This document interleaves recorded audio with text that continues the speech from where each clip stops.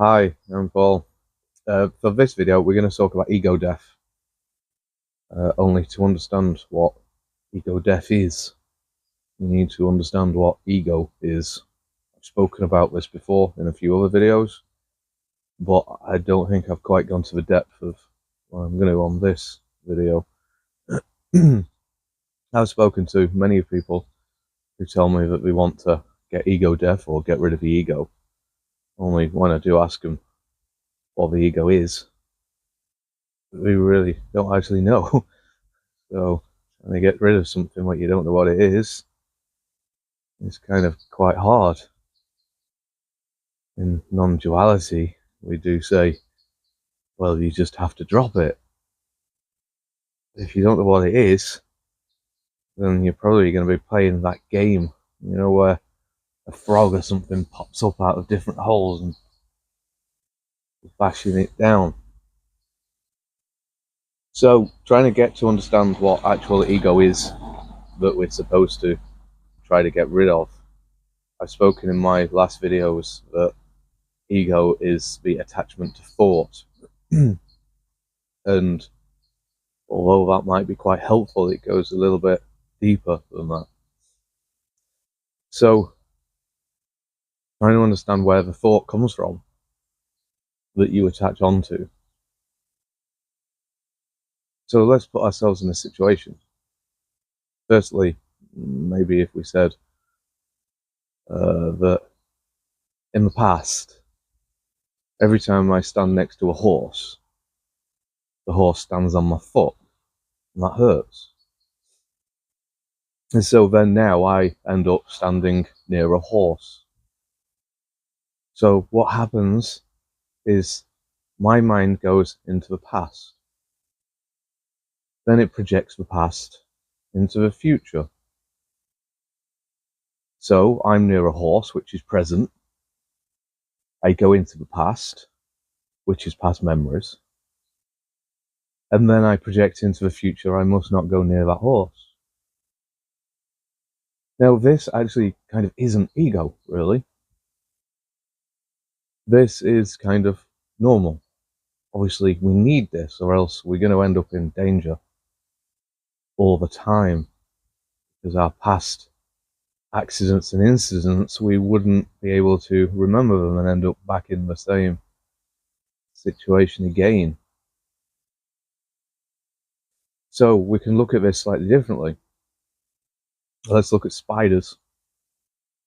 Now, a lot of people seem to have fear for spiders.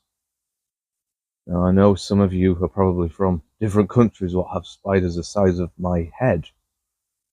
And I think you're right to be scared of them spiders. But in this country, we don't have any spiders which are going to hurt you. The biggest we have is like that, and I've got to admit, they're still terrifying. But if these spiders don't hurt you, why do we fear the spiders? So we could probably take this somewhere back to childhood.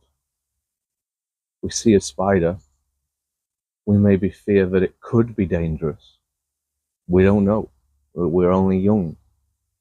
And then we talk in our head about how it could harm us or what it could cause or how ugly it is.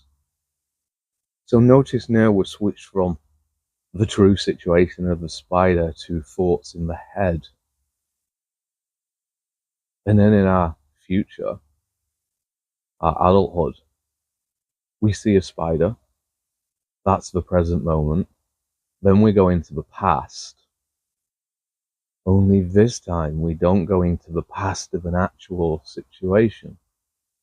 We go into the past of a psychological situation. You see, psychologically, we painted a picture of a spider which wasn't accurate. And then we hold them memories of the psychological spider. So now presented with a spider in this present moment, then I go into the past. I bring forth the psychological memories. I project the memories into the future. Then encourage my fear of spiders. So I produce the past memories. Now I feel fearful of the spider. And then I say to myself, oh God, there's a spider, I hate spiders, I really can't stand it. And then you're strengthening it. So you're strengthening the psychological thoughts in your head. Now notice how this is different to the first example of the horse, which is standing on your foot. We could probably give another example of this. You're walking down the road and a car drives past. So you know cars, you've seen cars before, so you say to yourself, that's a car. And that's okay. You don't need to take it any further. But then you can say, I don't like that car. My car's better. Now we've switched on to a psychological memory.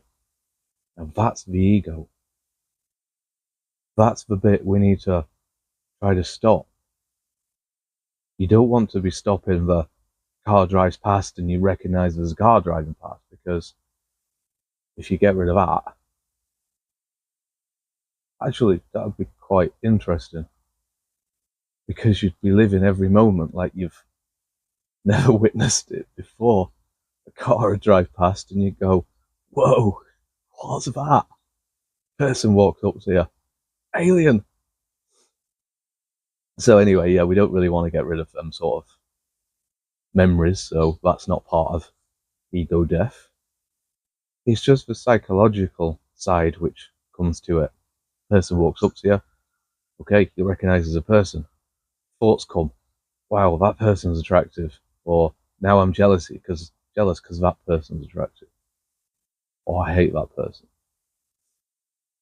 And so it's these thoughts we need to be trying to get rid of.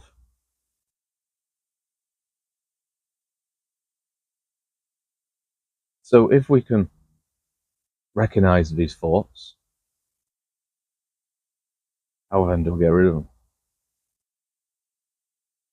Well, you just quite simply stop doing them.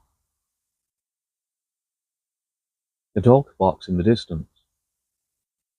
Can you hear the noise of that dog alone without having to add the words, that dog's driving me crazy? Can you just hear the dog alone in the distance barking? That is what ego is. That voice that makes up the stories added to the objects, most genuinely based on the past, and then projected into the future.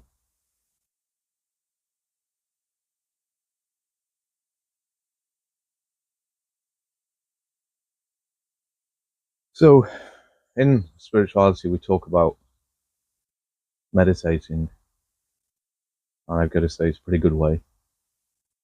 You bring yourself to the attention of a focal object, and you stay at the focal object. I mean, this is pretty much the same as bringing yourself to the attention of a dog barking, but without drifting away into thought. Many times we can actually look back into our past, look into our traumas, but you don't need to unravel the traumas, because then you're just adding another story to the actual situation. If you think of a child who's been traumatized once or twice, and when that child grows up, the child is going to avoid them traumas. And how do you avoid them traumas? You come across a situation what triggers the trauma off, and you go into the past by the trauma being triggered off, and then instead of looking at it, you look over in your head, projecting it into the future as if it never happened, that this is somebody else's fault, or this is a different situation. You imagine children who've been most unfortunate and lived in situations where there's a constant trauma. or one trauma after another, this would mean that that child can't really face most of the memories that's been created in a child's head. So therefore has to talk over everything. Everything triggers off that child, and therefore the child has to talk over even more. Therefore, getting more and more attached to thoughts, because it's the new thoughts what rescue you from the old thoughts. So is it possible to be able to see every situation for how it is in this moment without having to apply thought to it?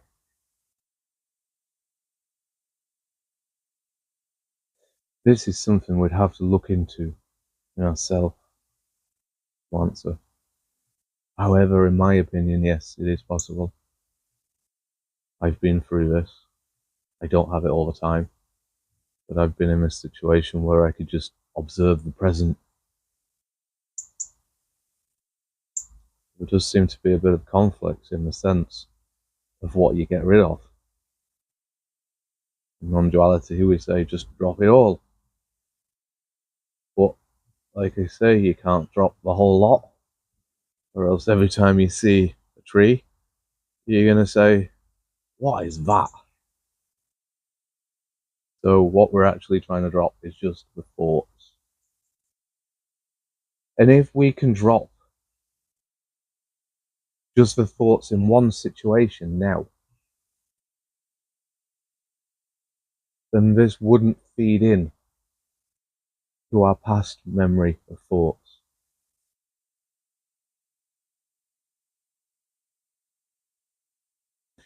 And if we can stop the past memory of thoughts, perhaps just leave them be or ignore them, then you wouldn't create a thought in this situation. Think about it. You hit a situation, then your ego goes into the past, but it stops there. Then you can't apply a new story onto the situation what's there. So you just go from past to the present, not to the future. And I think this is why children seem to enjoy life so much, because they haven't got so much of a past to go into, to be able to project into the future, to recreate their idea of a present situation. They're just in the present situation all the time. Anyway, thanks for listening.